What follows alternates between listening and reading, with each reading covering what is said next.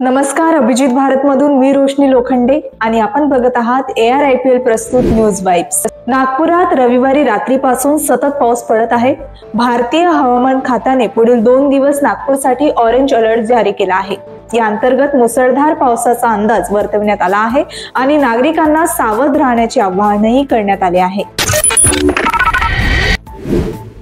आषाढी एकादशी निमित्त पंढरपूर यात्रेवरून परतत असलेल्या भाविकांच्या एसटी बसचा चिखलीजवळ अपघात झाला। या अपघातात 30 प्रवासी भाविक जखमी झाले असून कोणतीही जीवितहानी झाली नाही। ही एसटी बस पंढरपूरहून खामगावच्या दिशेने जात होती आणि बसमध्ये एकूण 51 भाविक प्रवास करत होते। दिल्लीतील करोल बागमधील विशाल मेगा मार्ट मध्ये लागलेल्या आगीत UPSCचा 25 वर्षीय उमेदवार धीरेंद्र प्रताप याचा लिफ्ट मध्ये अडकून मृत्यू झाला। आग लागल्यावर तो लिफ्ट मध्ये गेला, पण तिथे अडकल्याने त्याला श्वास घेता आला नाही। शेवटच्या क्षणी त्याने भावाला फोन केला आणि म्हणाला की भैया अब सांस फूल रही है, काहीतरी करा। मात्र वेळेत मदत पोहोचली नाही आणि त्याचा मृत्यू झाला।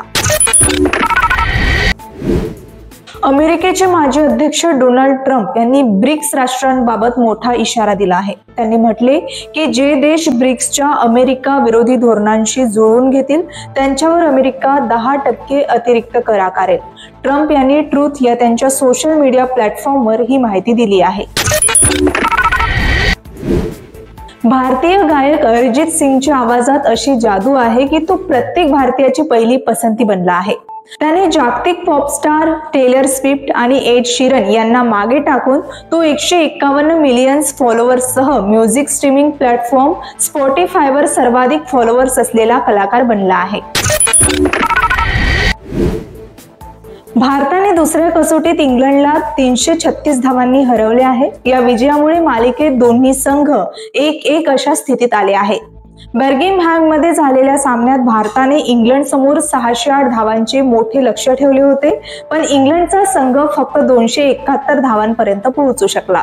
या विजयात कर्णधार शुभमन गिल, मोहम्मद सिराज आणि आकाशदीप यांनी महत्त्वाची भूमिका बजावली आहे। तर ही होती आजची न्यूज वाइब्स। आपण पुन्हा भेटूया नवीन घडामोडींसह। तोपर्यंत बघत रहा अभिजित भारत। अभिजित भारत, पहुंचे हर खबर तक।